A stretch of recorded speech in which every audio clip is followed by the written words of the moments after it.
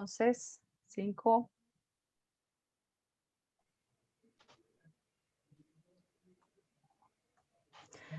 Muy buenos días a todas las personas presentes en esta transmisión originada desde Bogotá, Colombia, con el soporte de la plataforma tecnológica RITA de la Universidad Distrital. Les habla Mirta Yolima Gutiérrez Ríos, profesora del doctorado en Educación y Sociedad de la Universidad de La Salle y coordinadora general de la Red Iberoamericana de Estudios sobre Oralidad. Me es muy grato darles una cordial bienvenida a la tercera versión del Seminario de Investigación Internacional, Pensamiento Crítico y Didácticas de Géneros Discursivos Orales, el cual se lleva a cabo en el marco de una investigación interinstitucional en la que participa un número importante de grupos de investigación de países hermanos, conformados por maestros y maestras en servicio y en formación de los nodos países de Chile, Ecuador, México, Perú, Venezuela, Brasil, Costa Rica, Colombia y Argentina, lugar de procedencia de nuestro invitado especial, a quien en breve estaremos presentando. Me complace expresar además nuestra gratitud a quienes aceptaron la invitación a esta conferencia inaugural y nos honran con su presencia. De manera especial a los colegas de 2 casas de estudio ubicadas aquí en Bogotá por hacer posible este espacio de encuentro. Por una parte, a profesores y estudiantes del grupo de investigación y el programa de doctorado en Educación y Sociedad de la Universidad de La Salle, y por la otra, a los profesores y estudiantes del grupo de investigación interdisciplinaria en Pedagogía del Lenguaje y las Matemáticas de la Universidad Distrital Francisco José de Caldas, representados hoy por mi colega y amiga Gloria Rojas. Resulta muy satisfactorio que los 2 últimos seminarios hayan coincidido con esta circunstancia de confinamiento, y digo satisfactorio porque no solamente nos ha permitido estrechar vínculos interinstitucionales para estudiar la potencia de la palabra oral y su carácter dialógico, sino porque la hemos hecho vívida en medio de la incertidumbre, dándole ese tono, ese ritmo y esa intensidad propia de conversaciones genuinas que a menudo tenemos cuando estamos en la presencialidad o frente a frente. Por eso la idea de red, de agruparnos alrededor de esta red, nos ha planteado otras claves para aprender a tejer comunidad y resistir los embates que nos acechan, mostrando lo mejor de nuestra condición humana de ser maestros y maestras auténticos, fabricantes de humanidad y artífices de lazos entrañables de solidaridad. En este sentido, la Red Iberoamericana de Estudios sobre Oralidad se ha fortalecido como comunidad de maestros investigadores, de líderes pedagógicos y sociales, de grupos de estudiantes, todos motivados por conversar sobre la educación en torno a problemáticas específicas como el lugar de los géneros orales en las prácticas de enseñanza y aprendizaje. Y ese deseo colectivo lo hemos visto reflejado en nuestras propias formas de organizarnos en comunidades que conversan y reflexionan en torno a la compleja labor de ser maestros y hacer escuela. Maestro Carlos Escliar, bienvenido, un saludo afectuoso y un abrazo desde Colombia. Los dejo con la doctora Gloria Rojas, quien moderará este intercambio intenso y franco con el maestro Carlos Escliar. Adelante, colega. Bueno, muchas gracias, Yolima, por tus palabras. Gracias a los que están conectados y, por supuesto, gracias a Carlos Escliar por haber aceptado esta invitación. Les recuerdo a los que están conectados que tienen la posibilidad de escribir sus preguntas a lo largo que vayan escuchando la conferencia. Pueden ir escribiendo sus preguntas, sus comentarios, lo que tengan que observar. Para cuando llegue el momento pertinente, pues poder hacer el intercambio que podamos, desde el cual podamos de pronto compartir y escuchar lo que Carlos tenga que decir, Carlos Escribir. Bueno, estamos en 2 puntos principales en este momento, haciendo esta transmisión desde Bogotá, desde Buenos Aires, como lo dice Yolima, y presentar a Carlos Escribir pues no es tarea fácil, dado toda la trayectoria que él tiene, todos los estudios que él ha hecho. Bueno, sabemos que es doctor, postdoctor, fonoaudiólogo, experto, son muy conocidos sus trabajos sobre temas de inclusión, sobre diferencia. Ha sido traductor del italiano de la escritora Alda Merini. Ha sido profesor en Argentina, en Brasil, en varios lugares del mundo. Ha dado seminarios y conferencias en Bogotá, Colombia, en Venezuela, en Alemania, en Italia, en España. Y ante todo, pues es, primero que todo lo quiero presentar como escritor por toda la trayectoria que tiene, paralela a sus investigaciones y a sus estudios, y sobre todo por la producción prolífica en esta área en sus últimos años. Pero ante todo lo quiero presentar como profesor, ¿no? Tal como lo plantea Jorge La Rosa, con quien él ha trabajado durante bastante tiempo también y con quien ha compartido en muchos intercambios también, que también es bastante amigo, los une bastante el terreno de la amistad.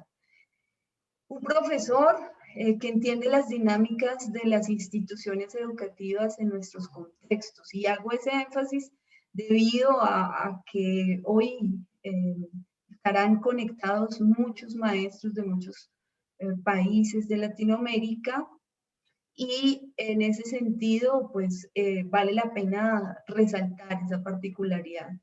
Un profesor que nos ha aportado muchísimo con sus escritos en diversas áreas y que nos ha abierto pues las puertas a una mirada en la que confluye en la fragilidad, la diferencia también, y esa relación particular que él ha tejido entre filosofía, literatura y pedagogía, y que él en algunos momentos ha llamado como poética de la educación.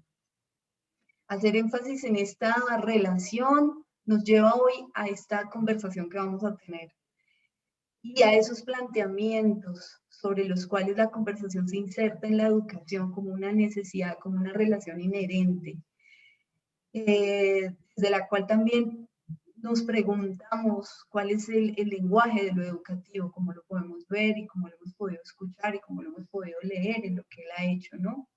Esa relación entre educar como conversar, ¿no? En ese sentido, leo un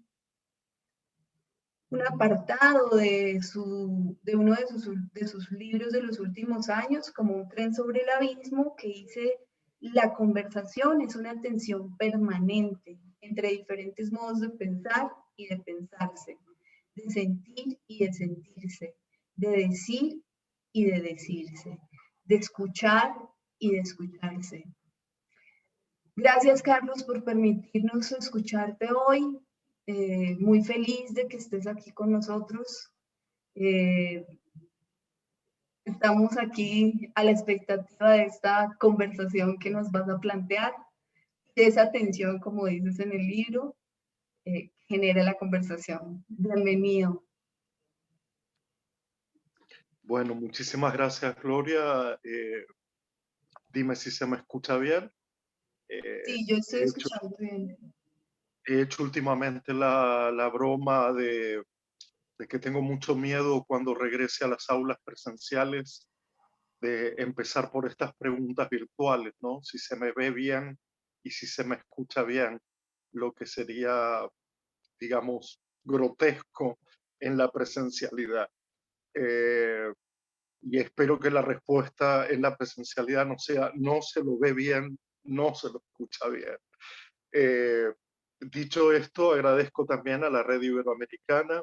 Me siento muy a gusto, me complace la invitación, porque creo que ya en esta introducción se ha mencionado lo que creo que es lo más honesto, lo más cristalino, de pensar o de poner la conversación en el medio de la escena, no como un instrumento, no como un accesorio, no como una herramienta, sino como el centro de gravedad de un proceso educativo, de un proceso formativo, de un proceso de enseñanza y aprendizaje, es decir, ya no una metáfora a propósito de que la conversación es educación, sino directamente una afirmación contundente que luego tiene innúmeros matices.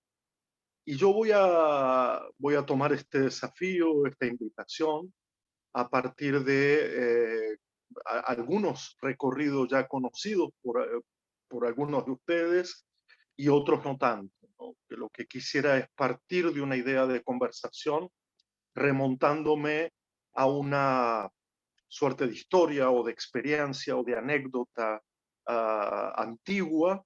Quiero tomar elementos muy antiguos para pensar esta idea de la conversación y a partir de ahí ir hilvanando la conversación en términos de narrativa para luego sí desencadenar en algo que creo que es urgente, que tiene que ver con la conversación en las instituciones educativas.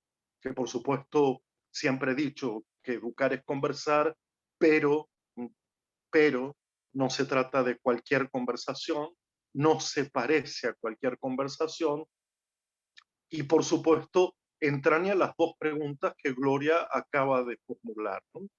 Una, ¿cuál es el lenguaje de la educación? Si es que lo hubiera.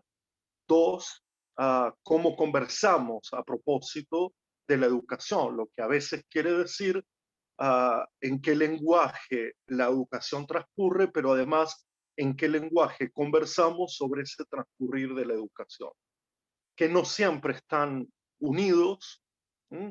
A veces la hiperespecialización como mal de época conduce a una conversación entre pares que no refleja, no remite a la conversación institucional, pero que desembocaría, a mi modo de ver, porque ese es mi planteo fundamental, en que en todo caso, cuando hablamos de conversación y educación, estaríamos haciendo referencia a una forma comunitaria que ninguna otra experiencia actual parece poder colocar sobre la mesa. Es decir, que el tipo de conversación educativa en las instituciones, al tener un sesgo comunitario, múltiple, plural, público, transversal y tantos otros atributos, no parecen emerger en ningún otro plano de la vida cultural, política, etcétera,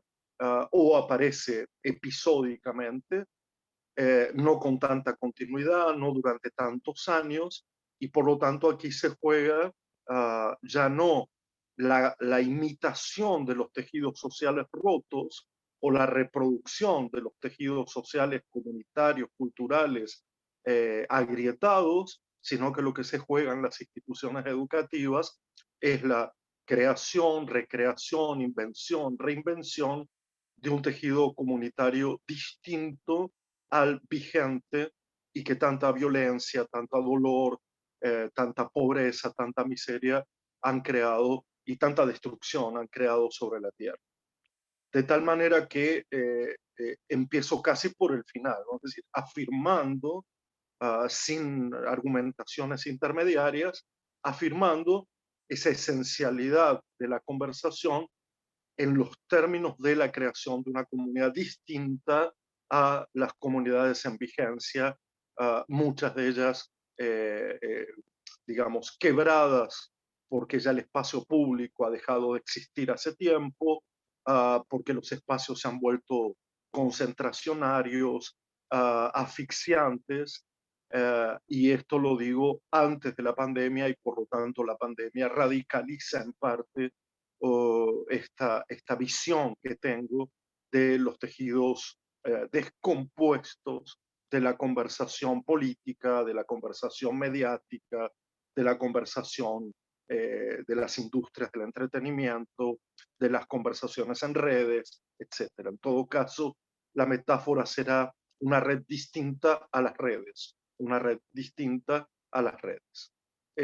Dije al principio que iba a comenzar por un lugar quizás inesperado, pero afectado por lecturas recientes. He recuperado un texto precioso de un filósofo que admiro profundamente, que es José Luis Pardo, un filósofo español, que transita por una serie de ensayos a propósito de la cultura actual, del mundo contemporáneo. Uno de ellos es Estudios del Malestar, que tiene en su interior pequeños ensayos, uno de los cuales es el que quiero comentar en este momento, porque me ha llamado la atención en vinculación directa con este encuentro y con mis propósitos para este encuentro y, por supuesto, con el tipo de invitación que se me ha hecho. En ese apartado de ese libro, Estudios del Malestar, de José Luis Pardo, hay un pequeño ensayo titulado Pidamos lo imposible. Pidamos lo imposible. Yo sé cuánto suena o resuena la idea de lo posible y lo imposible en el campo educativo, y creo y quiero prestar atención un poco a esta idea de pedir lo imposible en la conversación. Según José Luis Pardo, pero es algo que ustedes sabrán también su referencia al momento en el cual el filósofo Sócrates, tanto en sus enseñanzas al aire libre en las calles, como dentro del gimnasio, eh, una especie de término que designa el desnudarse, el despojarse, en conversaciones con sofistas de aquella época, insiste en una idea de conversación eh, según la cual conversar es la búsqueda cooperativa de la verdad. Yo voy a dejar, y por supuesto porque sería engorroso y sería para otro tipo de encuentros, la discusión de la palabra verdad. En todo caso, podríamos, haciéndonos un guiño en este momento, decir de lo verdadero, no de la verdad mayúscula, no de la única verdad, no de la verdad totalitaria, no de la verdad completa, pero sí de alguna manera educar. Conversar tiene que ver con la búsqueda cooperativa de lo verdadero. Y se daba, por supuesto, que en esa búsqueda cooperativa, no individual, digamos, no autocentrada de lo verdadero, se pensaba entonces, y se piensa todavía hoy, que el compromiso sería, en esa búsqueda cooperativa, la de decir siempre lo que pensamos, ¿no? Lo que hoy sería o podría ser entendido como una suerte de imperativo de sinceridad, uh, que tiene dos problemas, ¿no? El imperativo de sinceridad es el sincericidio, y por otro lado, que no hay ningún argumento a favor de creer que la sinceridad por sí nos llevaría a lo verdadero, a lo verdadero.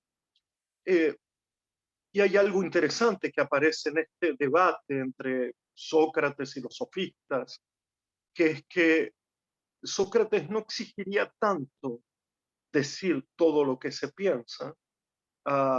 Ustedes vieron que hay desde hace bastante tiempo en la política moderna un latiguillo, una frase que dice aquello de presentando un candidato Dice, una virtud sería, dice todo lo que piensa, ¿no?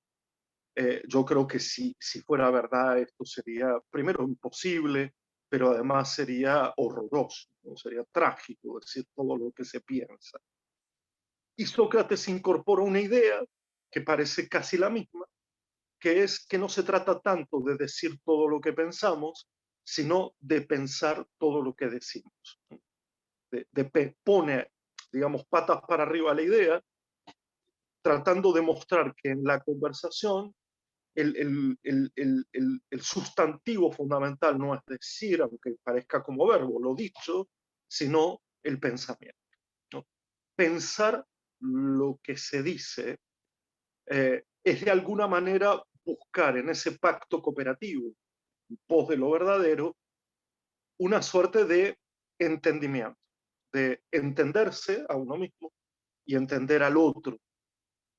Lo que es evidente es que no siempre se entiende lo que se dice, muchas veces por pereza, otras veces por conveniencia. ¿Mm? Digamos, se abandona ese pensamiento de lo dicho, repito, muchas veces porque pensar es una tarea sistemática, o porque es mejor no pensar algunas ideas. De ahí la advertencia famosa que le hace Sócrates a Gorgias, el famoso retórico, ¿no? Aquel que creía que la verdad es solo aquello que nos persuade como tal, digamos, entendiendo por verdad solo lo persuasivo, y lo que lo acercaba ya a una idea de demagogia, de demagogia. Si se dice una cosa, pero a la vez también se dice la contraria, no se puede pensar muy bien en lo que se está diciendo. La esencia de la conversación en esta historia, en esta pequeña historia, esa búsqueda cooperativa, consiste en que la máxima autoridad de la conversación siempre es el otro. Conversar es un acto, un ejercicio de alteridad. Conversar no es un ensimismamiento o una reflexión apenas sobre uno mismo, porque es el otro el que afirma, el que niega, el que asiente, el que disiente, el que pregunta, el que cuestiona, el que matiza, el que duda delante de nuestras palabras.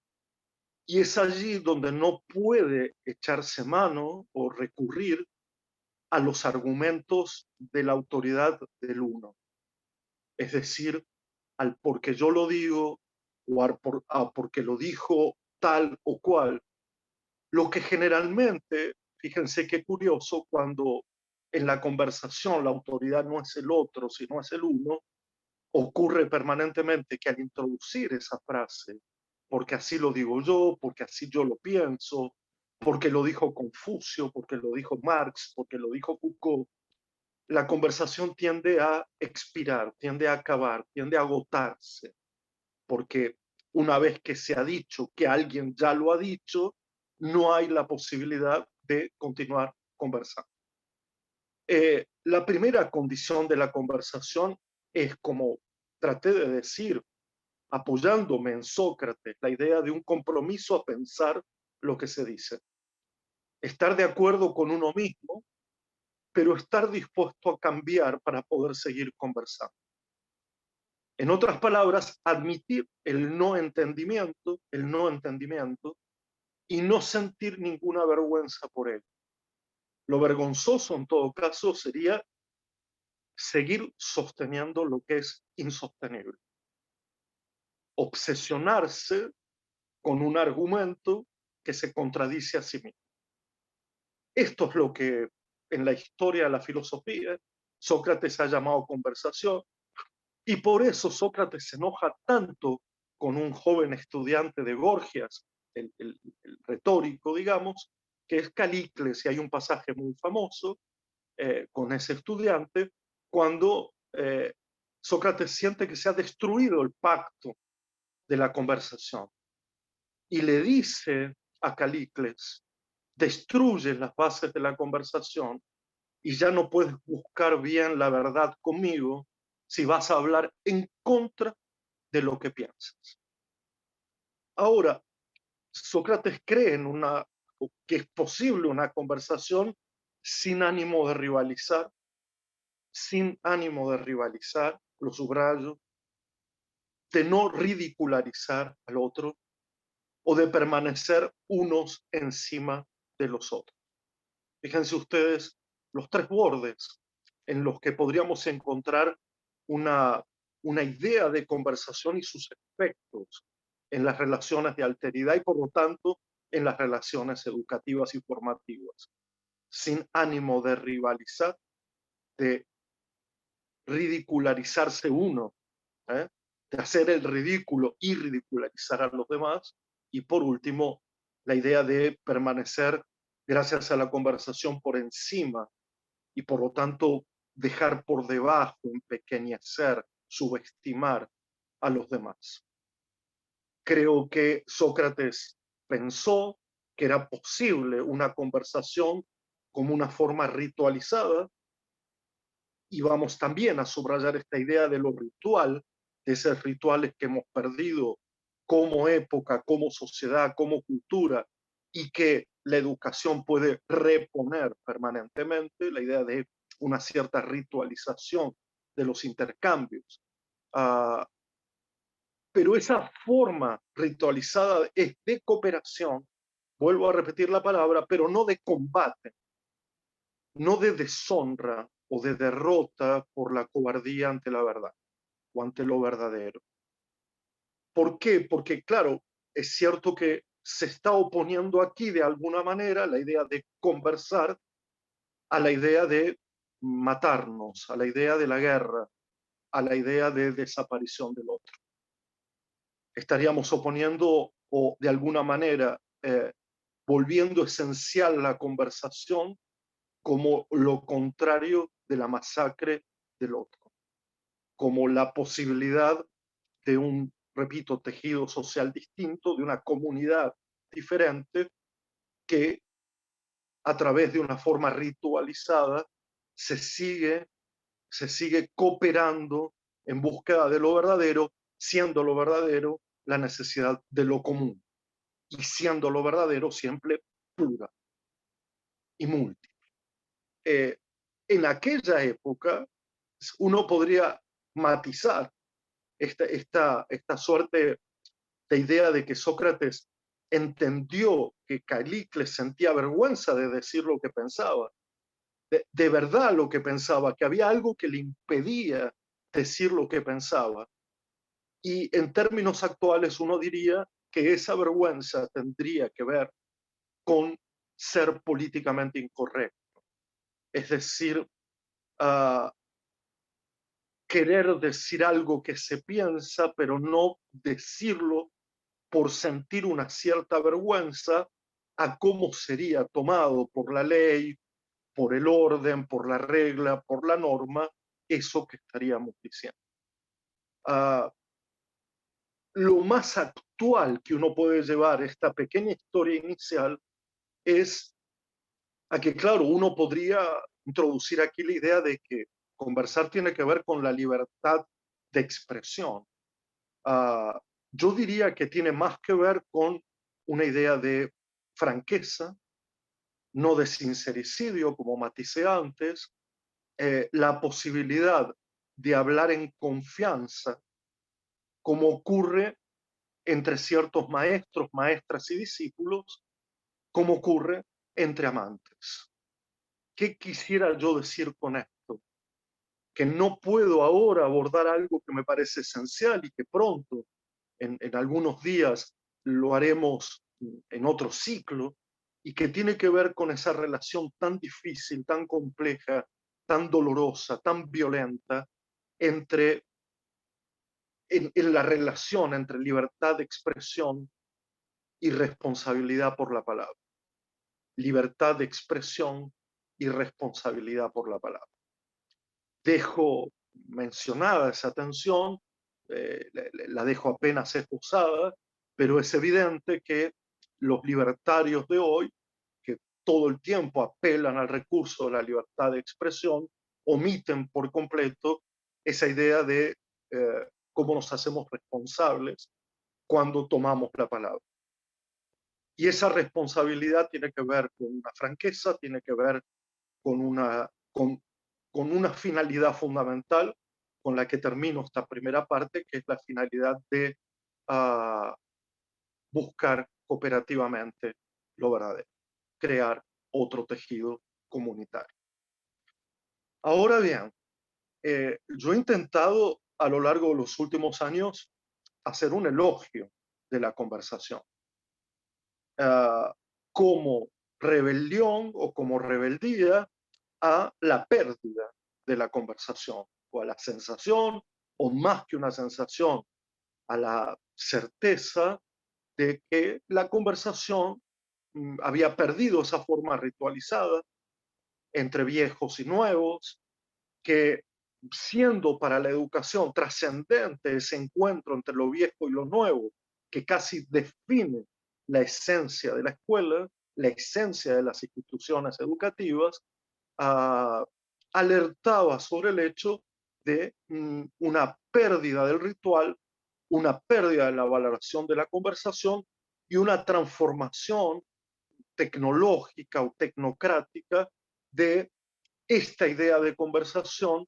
en lo que se podría llamar una suerte de experimento o metodologización de la conversación, muchas veces encarnado en la palabra diálogo,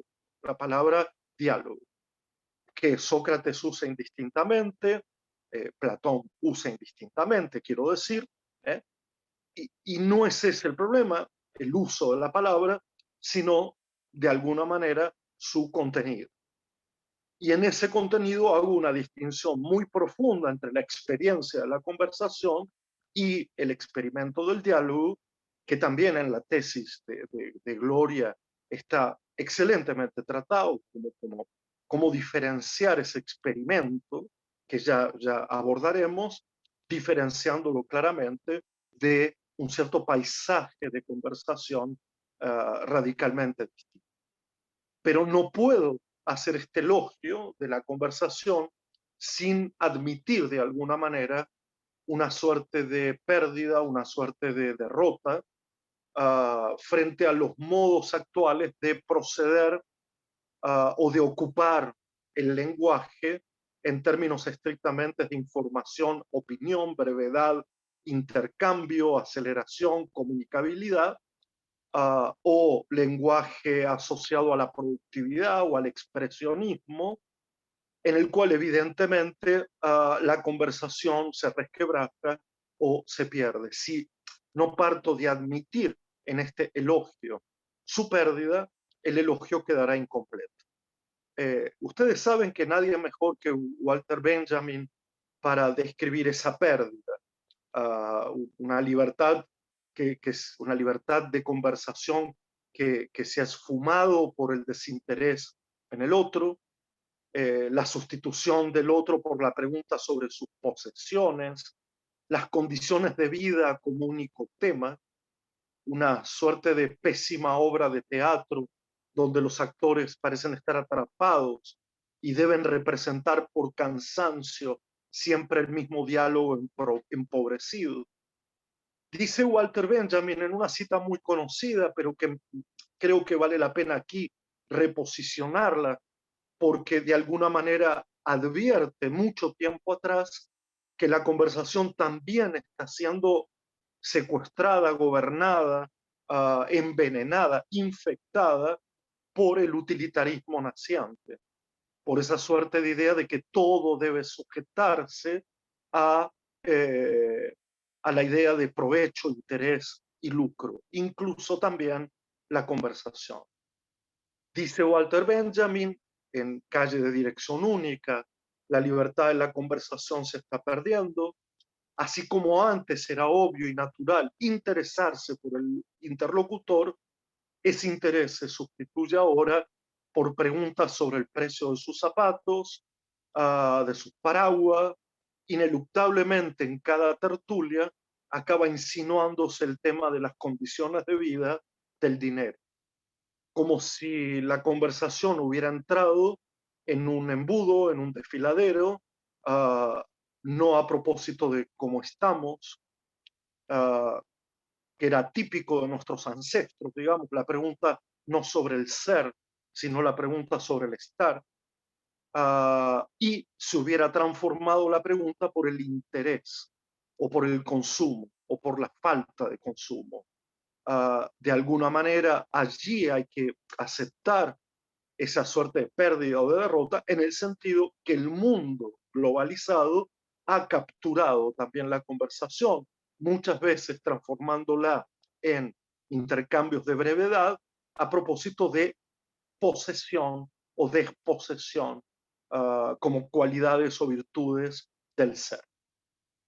Yo quisiera elogiar la conversación y como ustedes bien saben, el elogio no es solo una alabanza ciega, tiene también algo de despedida o de melancolía, ¿no? La elegía, como si se tratara a la vez de la afirmación, pero también de una suerte de pérdida. ¿Eh?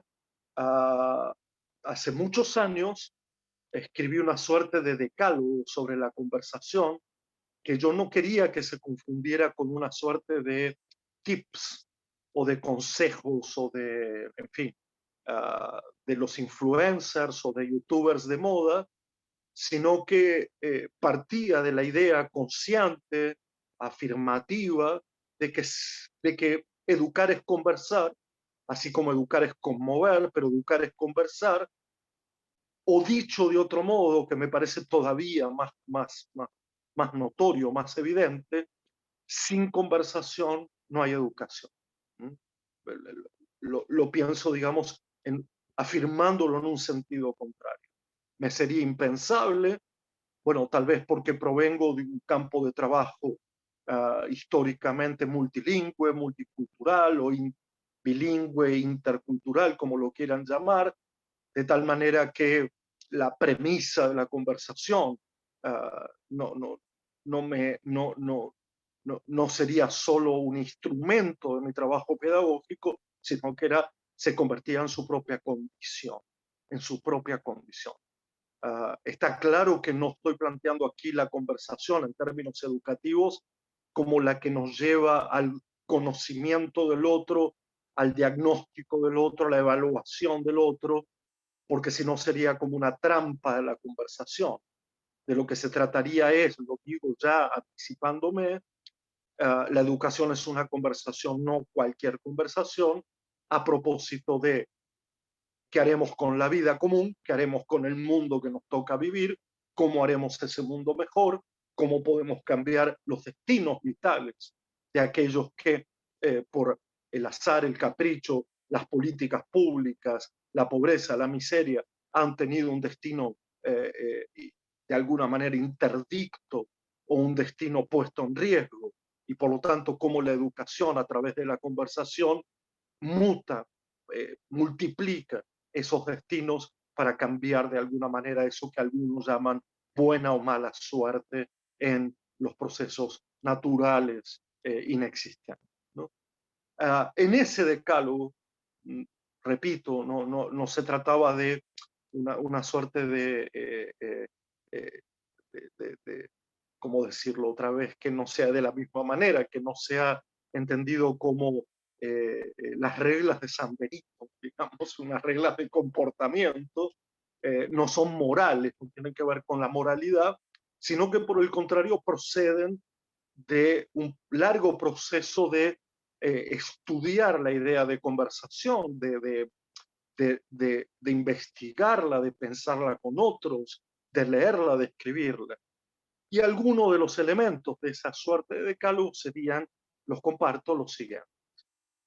Una conversación comienza cuando puede, en cualquier momento, y jamás acaba, en tanto la memoria suele, aunque frágilmente, recomponerla o reconstruirla en trozos que nunca nos abandonarán. Una conversación no es lo mismo que un experimento de diálogo, según el cual las partes toman turnos, aguardan, preguntan y responden serenamente en alternancia.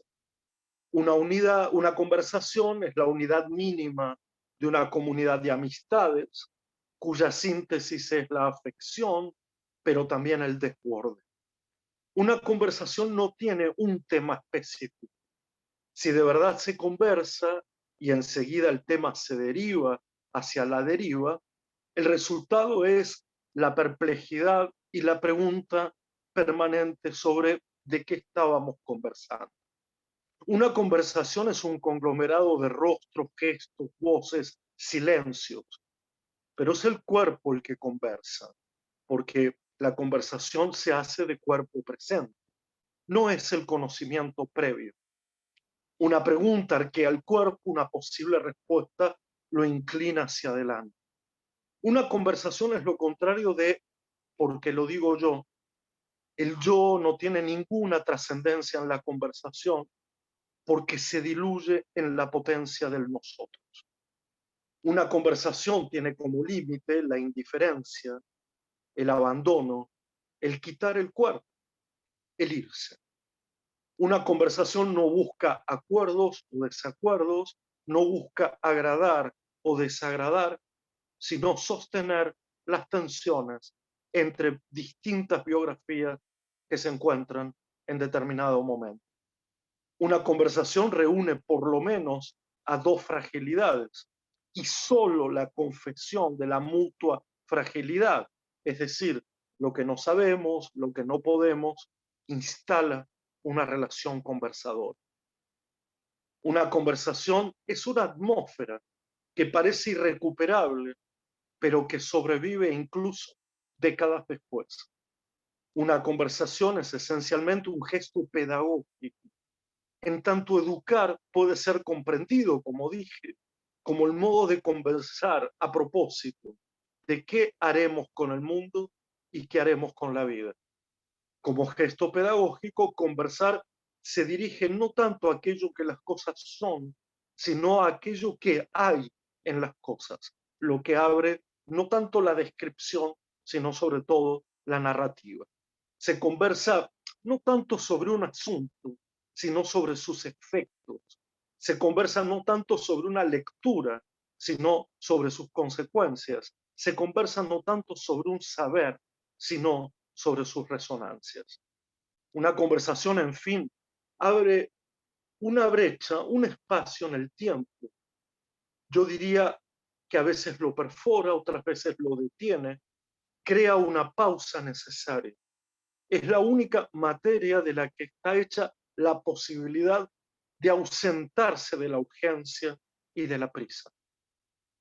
Ahora, una conversación no resuelve la soledad originaria con la que venimos y nos despedimos del mundo, pero soledad y conversación son aliadas incondicionales. No solo no son contradictorias, sino que se mutuan, se nutren mutuamente. Se conversa con los demás, se conversa con uno mismo. Una conversación no tiene que ver con el a veces indigno ponerse en el lugar del otro. Ese es el lugar del otro. Lo que la conversación habilita a veces es a intentar narrar juntos ese lugar y seguirá siendo siempre el lugar del otro. La educación, como dicho, es el enclave de la conversación. Por más que hagamos de las escuelas sitios tecnificados de mero lucro, lo que sostiene a la comunidad es la posibilidad de conversar. Una conversación no es apenas una toma de posición, es sobre todo una forma de exposición, porque me expongo a la intemperie de no comprender, de no poder traducir, de lo que no soy capaz de decir o de entender. Me expongo a la impotencia y me expongo también a lo que vendrá y no puedo anticipar y no puedo saber de antemano. Me expongo a otra exposición y gracias a eso pienso. Y una conversación es también una forma de lectura, porque no importa tanto lo que ya se pensaba, lo que ya se creía, lo que ya se sabía, sino qué puedo pensar, qué puedo crear, qué puedo saber a partir de la memoria que conservo de una conversación, así como de la memoria que conservo de una lectura. Hay un vínculo muy fuerte entre conversación e igualdad. Y esto ya forma parte de un guiño a lo educativo. Por un lado, la igualdad inicial, la igualdad primera, no la que se promete sosteniéndose en profundas desigualdades, sino aquella que se debe crear instantáneamente en un escenario educativo, aquella que yo he tratado de llamar como la igualdad a primera vista. Una igualdad que enseguida emparento con la democracia, con lo común. Esto no modifica el énfasis en el que creo hay que poner como centro de gravedad al educador, pero lo pone en una tarea, en un oficio, en un arte que consiste en crear, habilitar, sostener una conversación entre iguales diferente a aquella que solo es de pura promesa o de pura amenaza. Dicho esto, dicho lo de la voluntad de crear una atmósfera de igualdad sostenida por la conversación y que solo la conversación permite, en el sentido de no subestimar ni engrandecer esa relación entre iguales, es que creo que es en ese punto exacto donde aparece la idea de la oralidad como narratividad o de la oralidad que ya podemos emparentar a un tipo especial de conversación que tendrá que ver con contar como cuidado, cuidado como contar. O para decirlo de otra manera, contar con otro significa poder contarle al otro. Cuento con usted significa ambas cosas. Cuento de siento que usted me cuida y cuento con usted porque cuento mi vida y usted cuenta la suya en esa relación que, repito, aparece entre el contar y el cuidar. Quiero en ese sentido afirmar que, que si la vida se nos confunde hoy tanto, pero antes también, con la contingencia y con el límite, con lo efímero, con lo provisorio, con esa separación tan tenue que hoy estamos viviendo entre la salud y la enfermedad, la vida y la muerte. Lo que de alguna manera nos mantiene vivos es la posibilidad de contar historias. Porque de eso, creo yo, se trata la vida personal y la vida colectiva. O por lo menos, tengo la impresión que de ello se trataba hasta hace muy poco tiempo. Porque para poder contar historias hay que tener tiempo y hay que tener espacio. Ese tiempo y ese espacio que ahora, en la época de la actualidad, no parecen estar a disposición y de los que estamos y somos desposeídos permanentemente. En otros tiempos y en otros espacios, contarse historias era un sinónimo del vivir, de hacer la vida, de percibirla, de pensarla, en fin, de reelaborarla como mal o bien se pudiera. Yo he pensado en la vida como una artesanía narrativa. Los que contamos historias como artesanos de un mundo, quizá mejor, o más amplio, o más largo, o más hondo, o más duradero, o más remoto, o más ancestral, y por eso tan parecido a la memoria singular y a la memoria colectiva. Pero ese contar historias no es una construcción literaria específica. No se trata de un género particular, aunque también pudiera serlo en ciertos casos. Pero estoy seguro que no se trata de técnicas ni de habilidades, sino de una de una atmósfera de narración donde se pudiera contar de cualquiera a cualquiera, de un desconocido a otro desconocido, de unos hacia otros, de uno hacia uno mismo. Los atributos de esa narración, del contarnos historias personales y colectivas, abren el juego a una cuestión que puede parecer confusa al principio, pero que acaba, a mi modo de ver, siendo esencial. La del privilegio del yo que narra y la fragilidad de lo que es suyo. O, para decirlo de otro modo, la distinción entre la soberbia, la omnisciencia del narrador, que generalmente despierta incomodidad, aburrimiento, y la potencia de la búsqueda de lo común en sus intensas variaciones del relato. Hay una poetisa rusa, Marina Tsvetaeva, a la que yo recuerdo porque ella recordaba una y otra vez esa diferencia en que no es cuestión de adorar, desear el yo, el sí mismo del yo, la identidad del yo, sino lo suyo.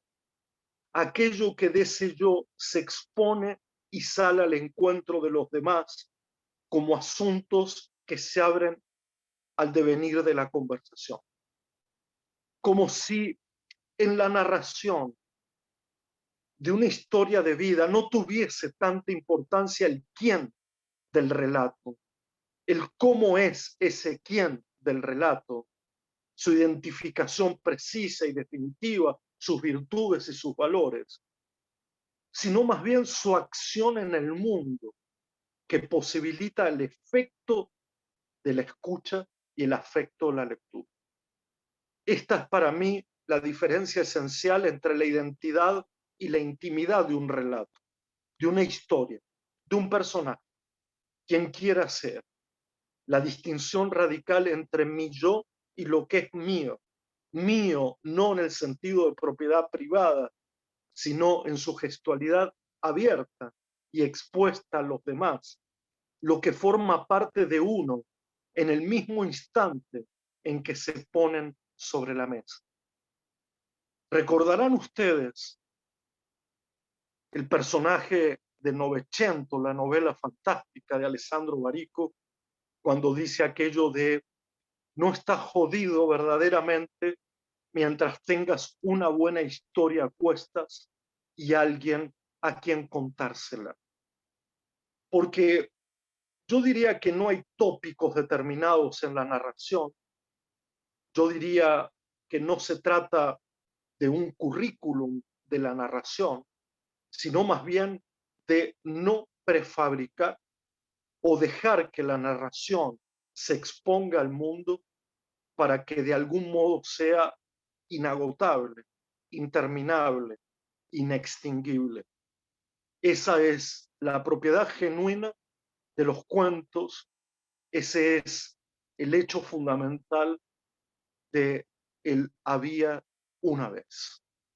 Ese había una vez histórico, ancestral de los primeros cuentos, es lo que permite que el mundo continúe. El había una vez abre el mundo y lo mantiene vivo. Es cierto que hoy se ha dejado de narrar, salvo contadas excepciones, porque todo el tiempo estamos empeñados en comentar imágenes o brevedades de la lengua, como si el efecto inmediato hubiese desplazado al afecto imperecedero, tornado casi involuntariamente, casi sin querer, ese retrato repetido, pero sin lenguaje, que es un espejo, tomado casi involuntariamente, una suerte de retrato de uno mismo que solo quiere ganar adhesiones y quiere ocultar los rechazos. El yo que se cree sabedor de su yo triunfa, pero la victoria es lastimosa y efímera. Es adictiva y por momentos enfermiza y carece de toda alteridad. Para que existan historias, para que puedan ser contadas de verdad, en su duración imprecisa, en su lugar impreciso, es necesario escuchar.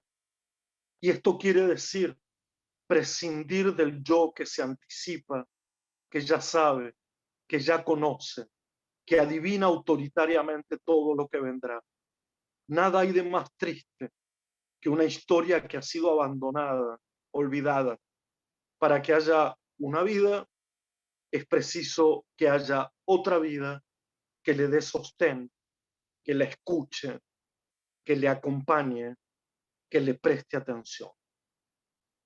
Y esto, que parece ser una definición de lo narrativo, del mundo narrativo, es también una definición de lo que entiendo como educación.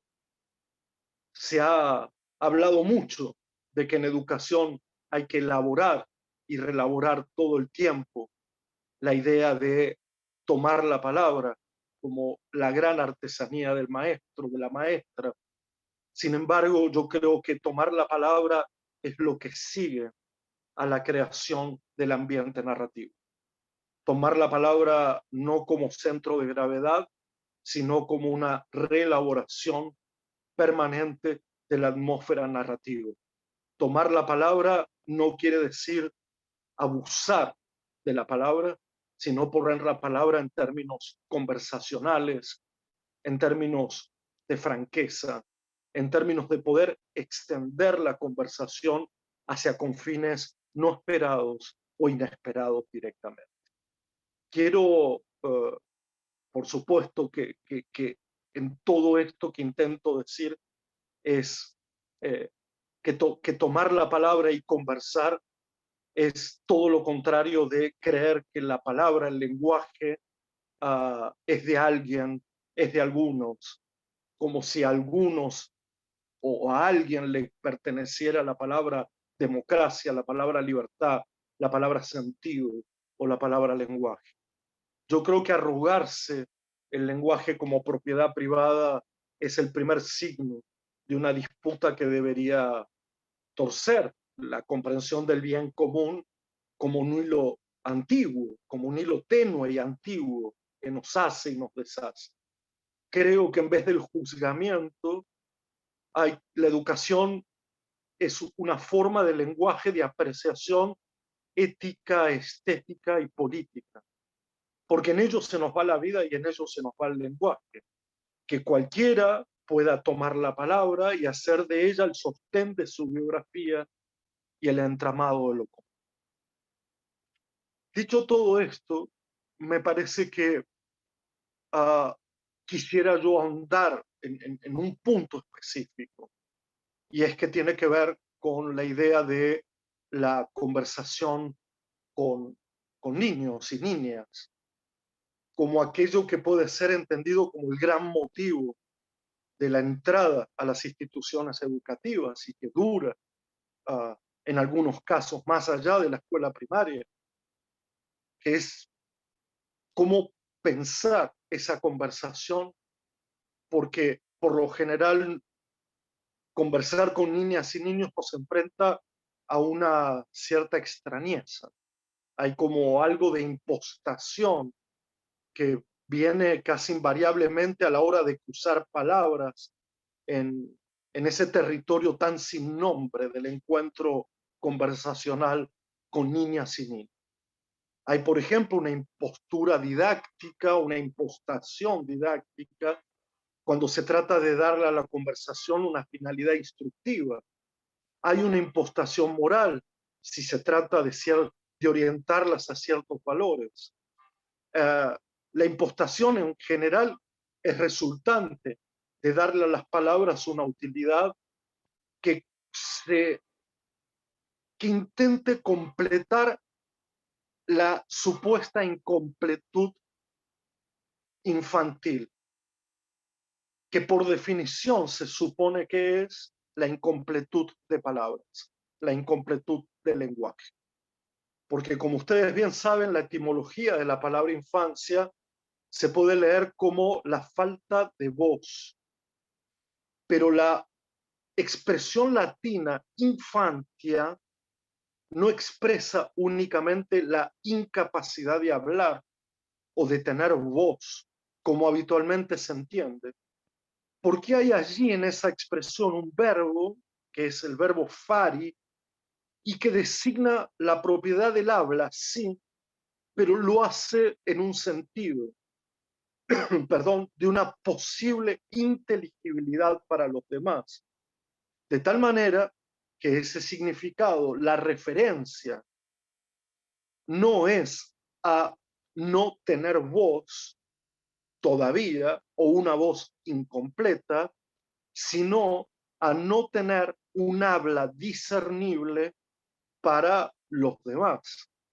para, yo diría, para, es un problema más de quienes comprenden o escuchan que de quien toma la palabra, en este caso, los niños y las niñas. Fíjense ustedes que hay un parentesco etimológico con la palabra fábula y toda es una ilusión a la palabra dicha en público, a la palabra trascendente. Dar infancia podría significar hacer comprensible eso que parece que no tiene voz. Sin embargo, los niños y las niñas no hablan o no utilizan el lenguaje solamente para ser comprendidos, o no adoptan estructuras de acuerdo a un interés en la firmeza del enunciado y el discernimiento de los demás, ni creen que el lenguaje sea algo que deba ser comprendido. El querido amigo Walter Cohen lo dice en un texto: infante es quien no habla todo, no piensa todo, no sabe todo. No infante como niño, sino la condición de infancia. Aquel que no piensa, y esto es lo que más me interesa, aquel que no piensa todo lo que el mundo piensa, no sabe todo lo que el mundo sabe, no habla todo lo que el mundo habla. Aquel que no piensa lo que ya fue pensado. Si la infancia es todo aquello que no habla lo que ya fue hablado o pensado, es en primer lugar porque el lenguaje en infancia tiene que ver con sostener la invención antes que clausurarla. Infancia podría ser entonces ya no la ausencia del habla discernible a los demás, sino una cierta forma soberana de ejercer el lenguaje. Podría no ser una incompletud para las técnicas de la comunicación, sino la apertura a conversaciones inéditas en lo que inexorablemente nace o se hace un nuevo lugar. Yo no creo que haga falta idealizar la voz infantil para verla desde la invención antes que desde la imposibilidad. Por ejemplo, las preguntas infantiles raramente buscan solo o principalmente una respuesta. Por eso son reiteradas hasta el infinito, porque buscan prolongar el encuentro que la pregunta abre, extender el contacto de la palabra, de la mirada, de la atención, que la pregunta tras de sí habilita. En eso, infancia y filosofía se parecen muchísimo. En eso, infancia y literatura se parecen muchísimo. Quiero decir con esto que la alternancia del acto de preguntar y responder es un ritmo que estructura la conversación, un sostén de alteridad, antes que un plan argumentativo o un itinerario cognitivo que va despejando el asunto. El punto de llegada de esa conversación, si acaso debiera haber algún punto de llegada, no es la hipótesis corolada o la hipótesis demostrada, sino lo que podemos llamar la propia entidad de ese instante extenso que se abre en el tiempo de la conversación, esa suerte de paréntesis. Educar en el paréntesis, educar en la pausa, porque todos los asuntos pueden ser interesantes, justamente porque la conversación no es una trampa para juzgar conocimientos ni un duelo entre puntos de vista, sino un espacio a habitar de forma conjunta. Una cualidad de ese espacio es su forma triangular entre las voces infantiles, de adultos o de niños. Siempre hay una terceridad, una invariable representación del mundo que es contemplada y a la luz de la cual se conversa. La luna, la lluvia, un objeto roto, un nombre, un ruido, el silencio, o también la mesa puesta, el llanto que acaba de acabar, la escena cotidiana de una calle cualquiera. Algo media siempre entre esa conversación de adultos y niños que abre la posibilidad de ir cada vez más allá, porque su punto de partida no es la pronunciación eficaz de la lengua, sino la curiosidad infantil. Esa curiosidad que no busca la respuesta correcta, sino que busca nuevas figuras escondidas en una nada interminable y que por eso es insurgente. Y es interesante esta idea porque curiosidad también tiene que ver con cuidado. Y estamos aquí entonces emparentando contar, cuidado, curiosidad como los atributos centrales de una conversación con la infancia.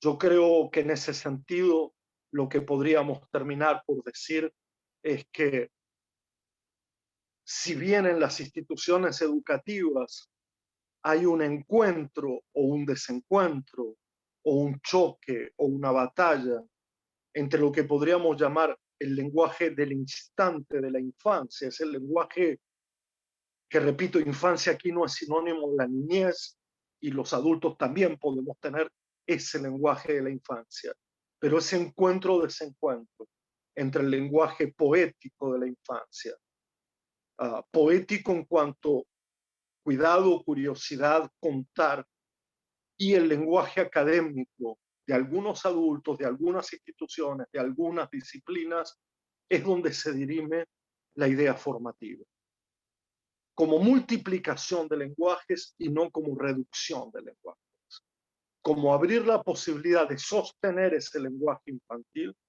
y de al mismo tiempo también, no como contradicción, habilitar los lenguajes especializados de las materias, de los asuntos, de las artes, etc. Se trata, yo diría, de un lenguaje de apreciación estética más que moral.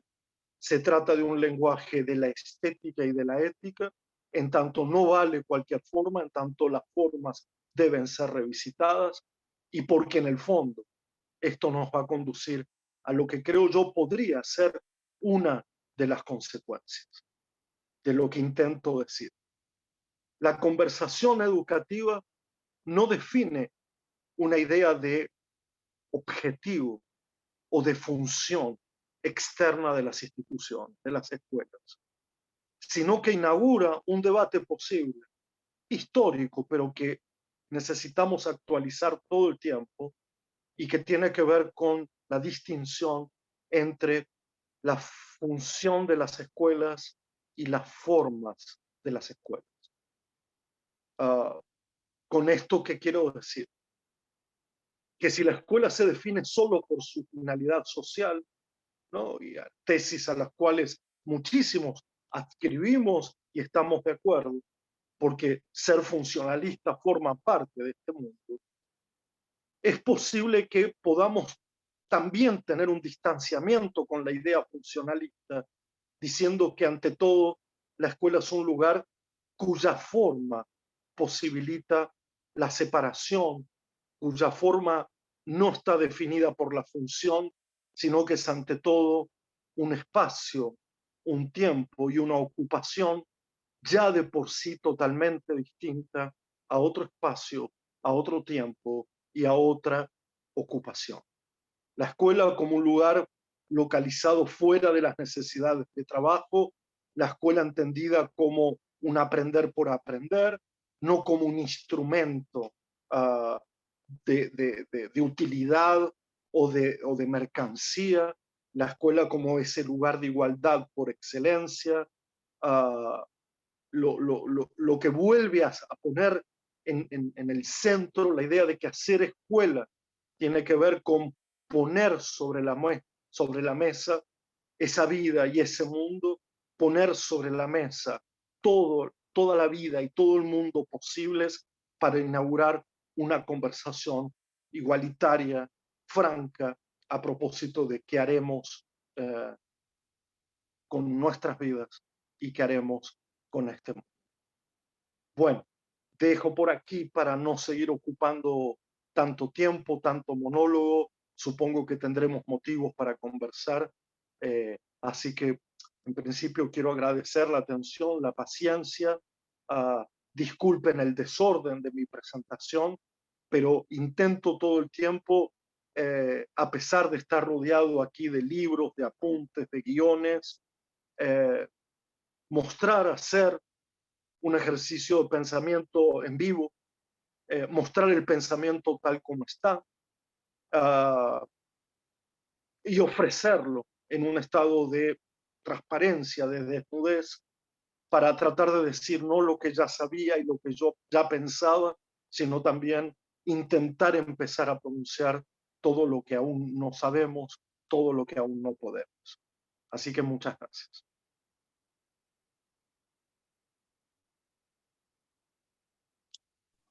Muchas gracias, Carlos.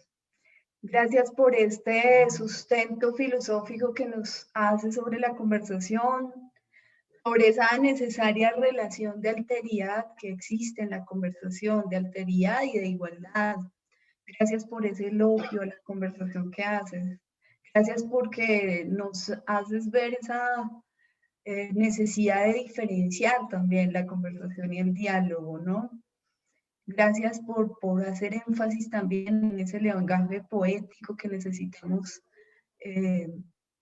retomar desde la infancia y en la escuela. Hace algún tiempo, yo cuando trabajaba con la tesis contigo, entré con la idea de trabajar más alrededor del diálogo, tal vez por el contexto que nos permea aquí en Colombia. Sin embargo, descubrir un poco todas esas variantes que se asumen desde la conversación, que son necesarias de ser miradas desde la conversación, me llevó a mirar esa necesaria diferencia, esa diferencia radical que existe entre la conversación y el diálogo, tal como la has planteado tú. Y, sin embargo, nosotros seguimos retomando en muchas ocasiones el diálogo en la escuela por cuestiones institucionales, quizás porque es más fácil, quizás porque está más apegado a la evaluación de pronto. Y bueno, eso nos daría tema para quizás otra conversación, ¿no?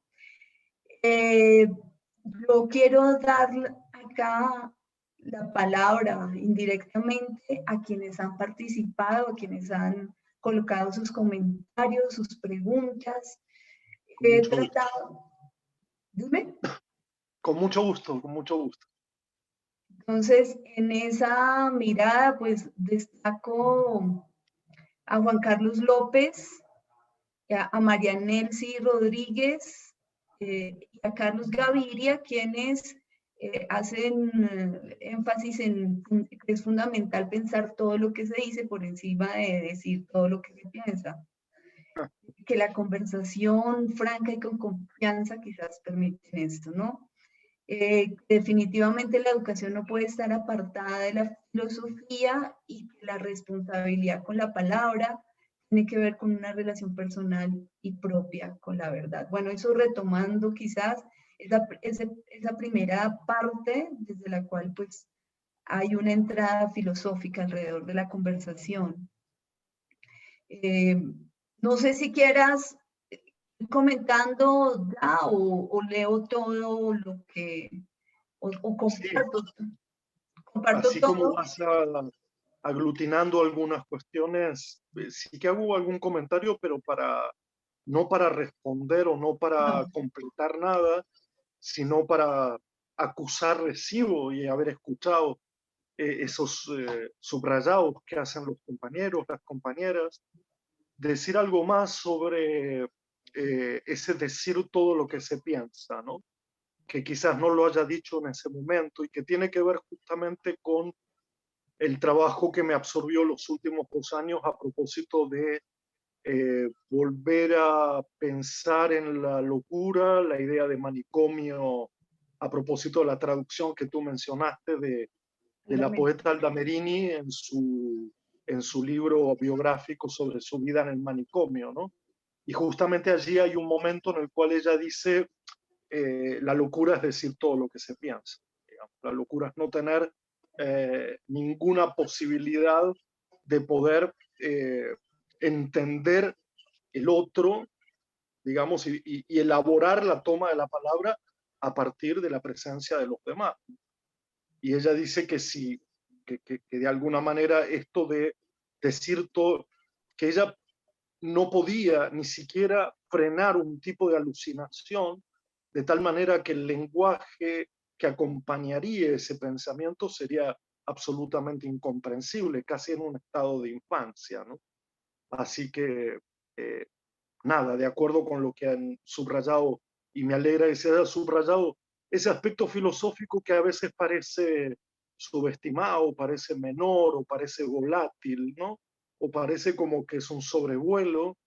Y a mí me parece que esa postal, ese paisaje socrático, eh, ustedes recuerden que Sócrates salía tempranito a la mañana un poco a vagabundear, no en el caso extremo de Diógenes, claro, de Sinope, que Diógenes ya era el vagabundo por definición, pero Sócrates salía a pasear y a conversar, ¿no? Eso era lo que hacía. Por eso fue juzgado de alguna manera. Pero es interesante porque su mujer, Jantipa, hubiera querido que Sócrates se dedicara a ser ceramista, a quedarse en casa y a cuidar y traer el alimento, digamos, ¿no? Entonces hay algo ahí que es interesante retratar, no como paisaje, no como sobrevuelo, sino como un fundamento ancestral. No olviden que de alguna de estas ideas nace la primera institución educativa llamada academia. No olviden que de estas ideas que parecen tan volátiles surge una institución como la Academia de Platón que duró 1000 años en la Tierra y que a veces es despreciado porque parece que ha quedado lejos. Y junto con eso, por supuesto, no olvidemos, yo en primer lugar no quiero olvidar la idea ancestral de de la narración, del relato, la idea ancestral en nuestros pueblos, en nuestras comunidades, de que la vida es eso, ¿no? Es el tejido artesanal de la narración. gracias por esos complementos, esas aclaraciones, por mostrarnos más amplitud en ese panorama. Bueno, aquí hay algo que de pronto te puede interesar bastante, porque desde esa postura que tú has tomado en los últimos años con respecto a la palabra comunicación, hay dos intervenciones, una de Joana Rodríguez y otra, perdón, acá me... Bueno, voy a leer esta de Joana Rodríguez que dice que en la conversación también se ponen en escena los cuerpos que se exponen y se expresan. Por lo tanto, en la conversación se hace tangible la educación como comunicación dialógica verdadera. Bueno, está esa participación y está otra de Marlene Rátiva, pero aunque no está, creo que no está publicado en Facebook, porque la mandó por interno, por otra comunicación interna. Dice que últimamente en las redes sociales la palabra conversación se ha tergiversado y ha sido utilizada para agredir y violentar. Está muy alejada de conversar para construir, de apreciar lo ético, lo estético y lo político. Y desde Facebook, por ejemplo, no es posible conversar. Bueno, eso es súper interesante y agradezco las cuestiones.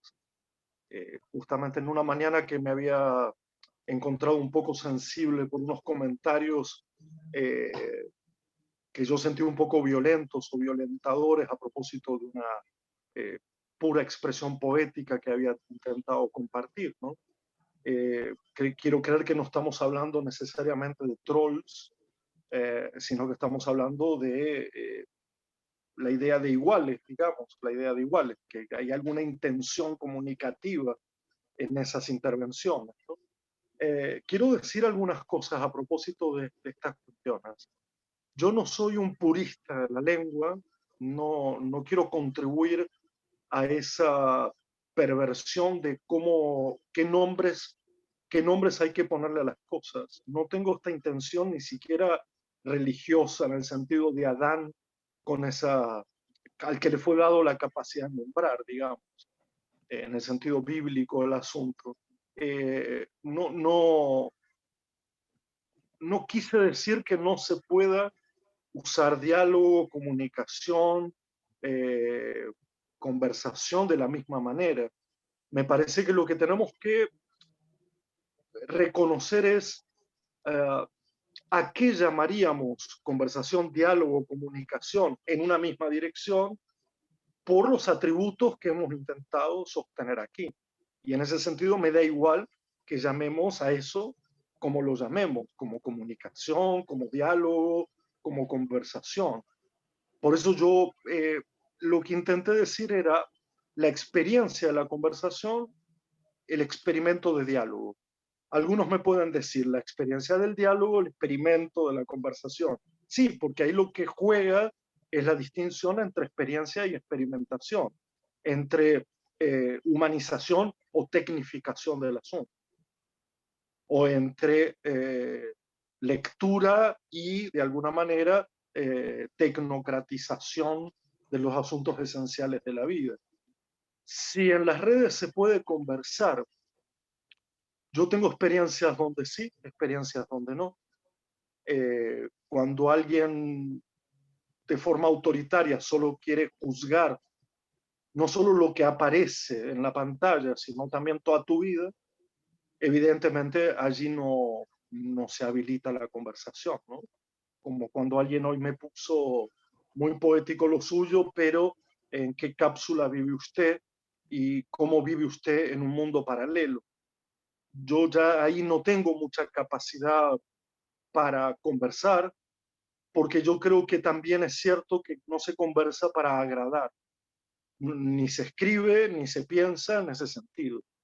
Y las redes sociales tienen un condimento allí muy presente, que es que lo que se expone en las redes sociales es una parte sonriente o por lo menos una parte que pretende conseguir adhesión. Y eso cambia mucho lo que eran las prácticas de conversación o de diálogo o de comunicación, ¿no? Yo quiero conversar porque quiero saber de alguna manera las verdades que otros encarnan, quiero saber cómo se construye un pensamiento, más allá de su enunciado, más allá de su oportunidad. Entonces es evidente que lo que me parece bueno entender aquí es que si la red es un simulacro de la conversación, yo también he tenido la posibilidad de conversar muchísimo en redes, pero claro, asumiendo una especie de protagonismo, no de igual, digamos, lo más igualitario posible, pero muy distinto a la conversación física, material, presencial, de dos personas presentes, de dos o más, en búsqueda de una cooperación, ¿no? Yo creo que todo diálogo, comunicación o conversación que aún extremando radicalmente una diferencia de alteridad, que no busque una cooperación, bueno, simplemente sostener a dos yo o dos ego que lo que quieren es representar su propio papel y nada más. Espero haber contestado primitivamente un poco esa cuestión.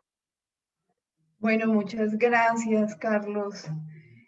Hay dos intervenciones acá de una usuaria que se denomina cucarachera y otra intervención de Consuelo Moncada alrededor del silencio. Se pregunta, ¿cuál es el lugar del silencio constructivo en la conversación? ¿Y cómo romper ese denominado pacto de silencio que los estudiantes han asumido en el aula, producto de muchos años de vivir en la escuela que les ordena callar y obedecer?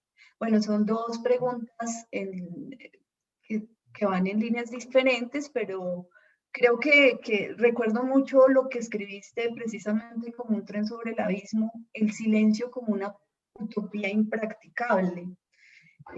Iría de pronto en la primera, iría a tono con la primera pregunta, ya la de Consuelo iría en otro sentido, ¿no? No, pero claro, está muy bien, porque, bueno, muchas gracias por las preguntas. Yo hablaba del silencio impracticable en la vida ciudadana, pero también en una época tan exigente con la productividad y tan exigente con el expresionismo, digamos.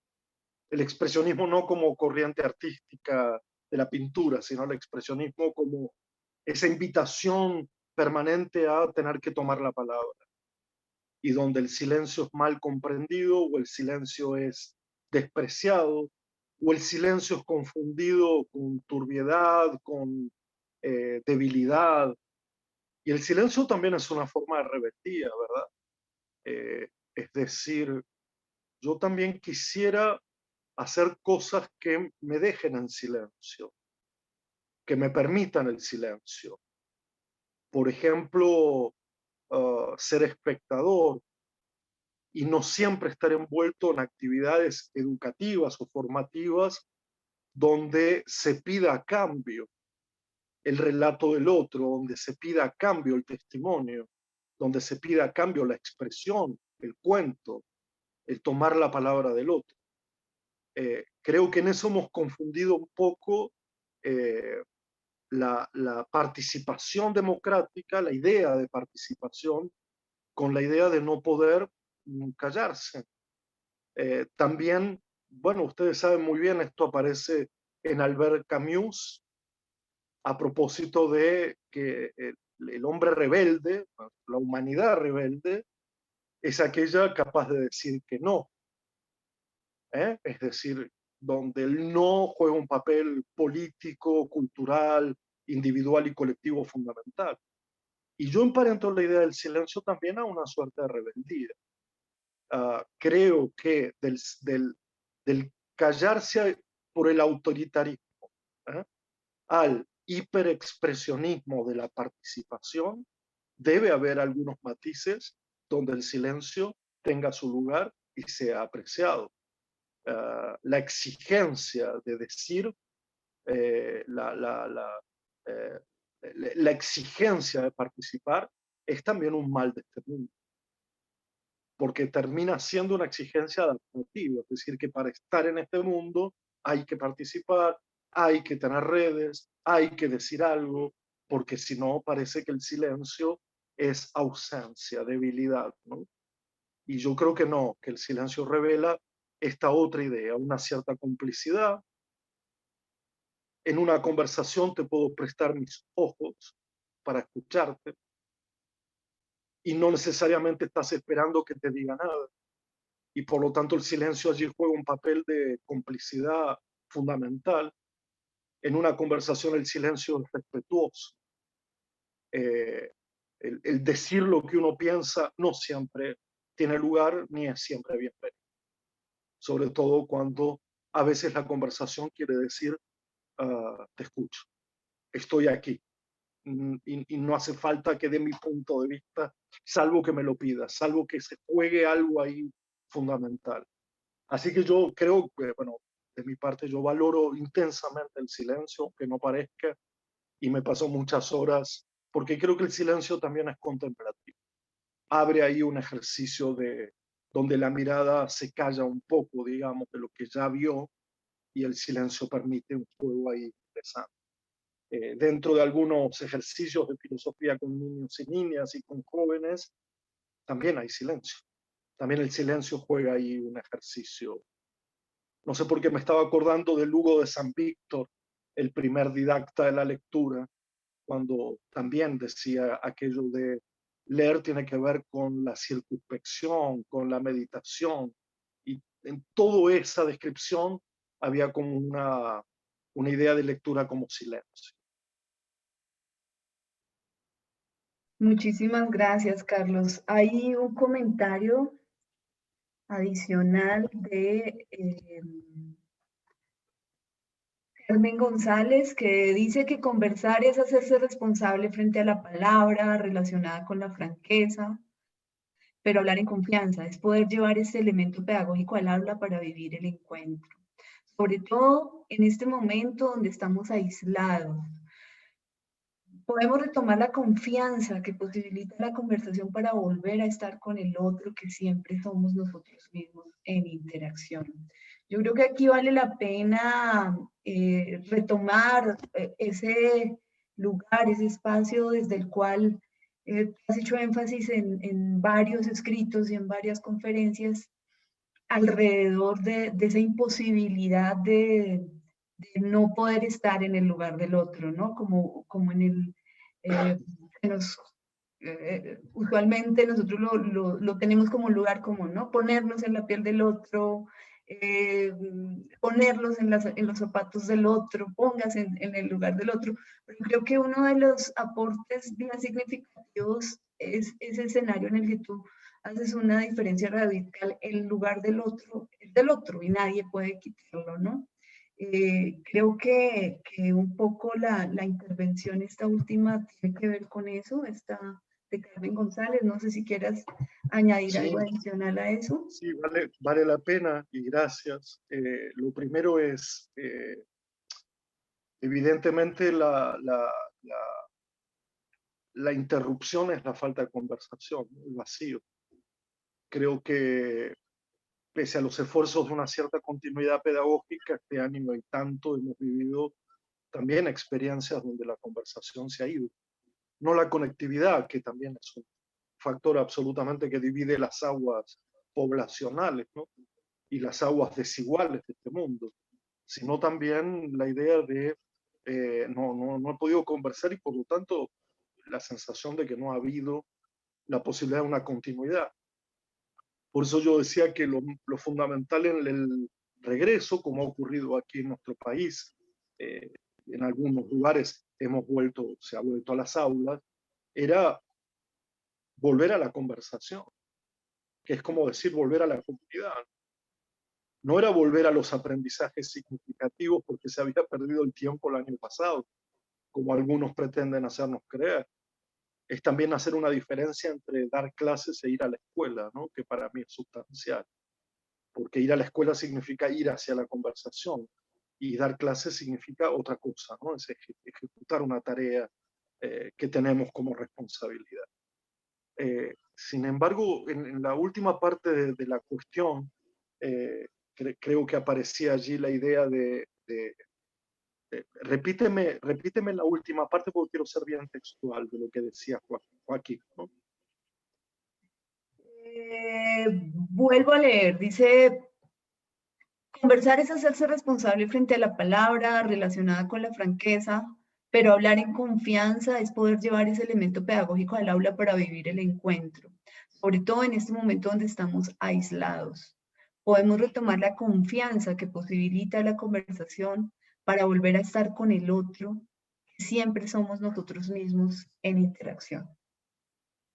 Sí, en todo caso lo que me parecía que quería comentar era lo que tú, Gloria, habías dicho sobre el vacío. Ok. Que yo lo he asociado a una frase de esto. Aquí estamos conversando, ahí están los desencuentros. Claro. No todo se entiende, no todo se entiende. Sí, Y hay que no, pues, sobreponerse. ya, ok. No, me parecía que es muy Foucaultiana esa idea, ¿no? Sí. De que ponerse en el lugar del otro es una intención un poco indigna, pero también es desde mi punto de vista una necesaria separación de que tu vida es tu vida y mi vida es mi vida. Una necesaria separación justamente para cuidar mejor, porque yo creo que en todo momento lo que estoy diciendo es cómo estamos juntos conversando, y lo que no es estar juntos ni conversando es la distancia sideral de la indiferencia o la sobreposición del lugar del otro, ¿no? Es casi ultraje, es hacer por el otro, es como ocupar el lugar del otro desde el cual interpretar y ejecutar. Por eso yo decía que ese lugar es el otro. Y tiene que ver con las formas de conversación. Porque si no, estaríamos conversando todo el tiempo de yo en tu lugar, ¿no?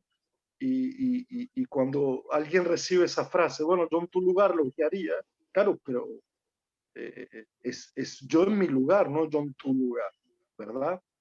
Es yo en mi lugar. ¿Cómo habilitamos, cómo construimos, cómo contribuimos a que el otro en su lugar pueda desilvanar las amarras que tenga? ¿Eh? Claro.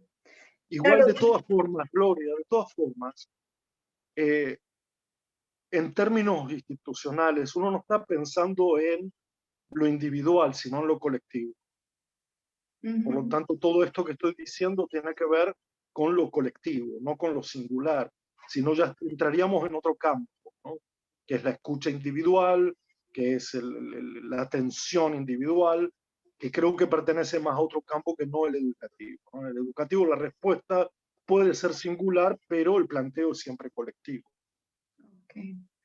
Sin embargo, esa posición de esa imposibilidad que tú planteas de ponerse en el lugar del otro está muy a tono con la escucha, desde la cual tú me ayudaste como a ampliar un terreno propicio de ser estudiado, ¿no?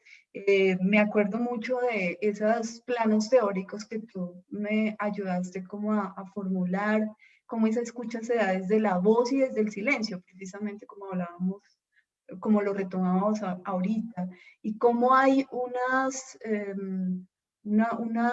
ética necesaria de ser trabajada en esa escucha, pero también como la necesidad de conversar, pues atravesaba también toda esa posibilidad de sumergirnos pues en la escucha, ¿no? Yo ante todo pues te agradezco que me hayas abierto como el camino para poder haber trabajado en ese sentido.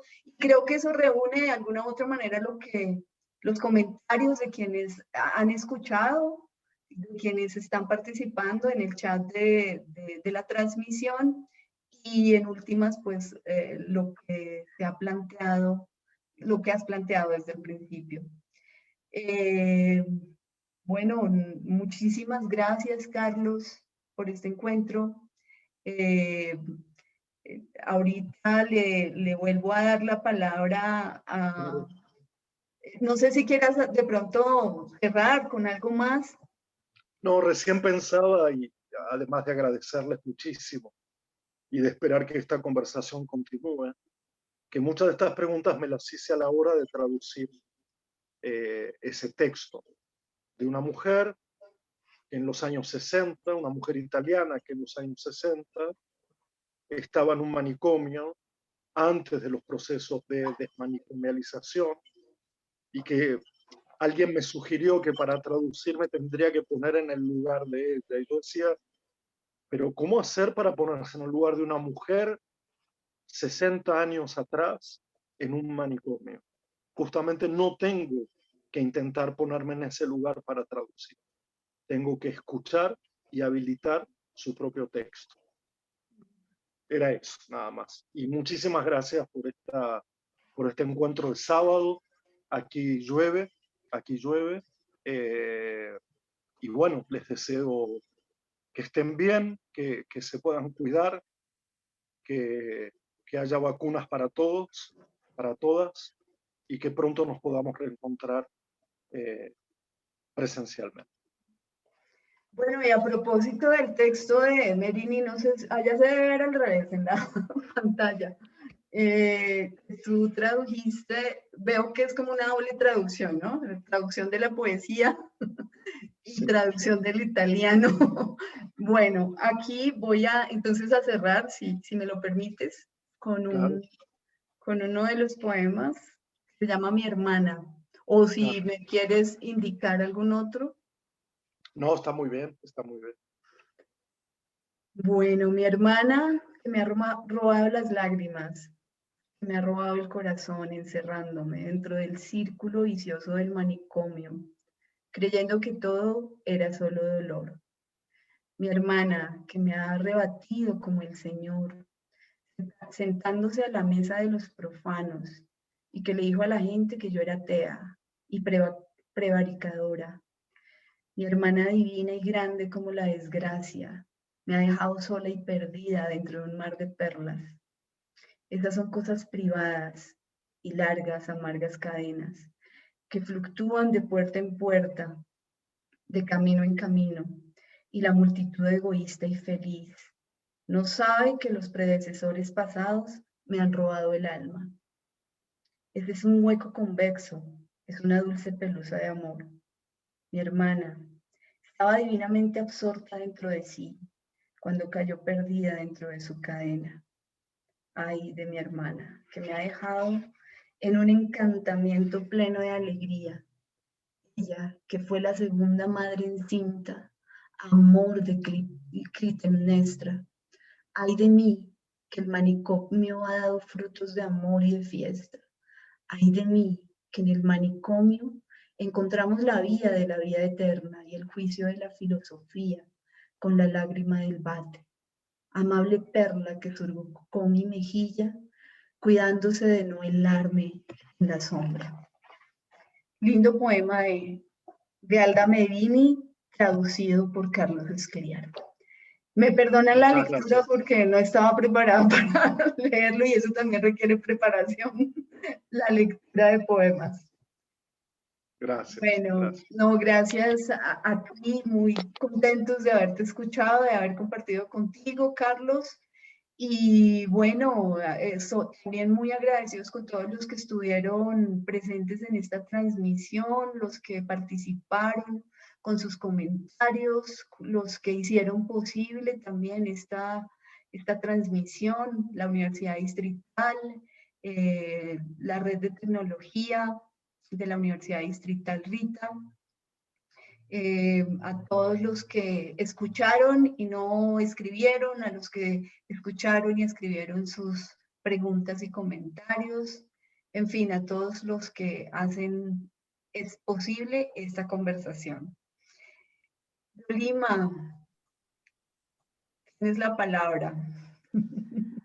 Bueno, pues esta palabra es para agradecer a ti, Gloria, por mediar en esta conversación. A ti, maestro Carlos, porque nos dejas hoy no solo una conferencia magistral, sino una gran conversación con grandes lecciones que hoy nos has dado. Insistiremos mucho en la oportunidad que tenemos en este momento para rescatar la conversación como un ritual, como una oportunidad de sostener la invención, como esa capacidad de crear conversaciones inéditas en una atmósfera de confianza que por estos tiempos se constituye en un gran reto, por supuesto. Sin embargo, insistiremos en rescatar la conversación a través de estas mediaciones tecnológicas, pero también y de manera muy incisiva, insistiremos en que el retorno a la escuela no se haga sin que esté de por medio la idea de volver a conversar, de rescatar ese ritual con un sentido de cooperación, de búsqueda de la verdad, de esa verdad que construimos entre todos y que seguramente lo vamos a lograr con maestras y maestros avesados como los que hoy nos han acompañado con su escucha, con sus comentarios. Maestro Escliar, reciba y ese reiterado saludo fraterno desde Bogotá hasta Buenos Aires Queremos agradecerle inmensamente ese brillante panorama de la conversación y el vínculo visceral con la educación que nos ha dejado y particularmente con la escuela y la infancia. Muy agradecidos y a todos un fin de semana maravilloso. Que estén muy bien. Muchas gracias.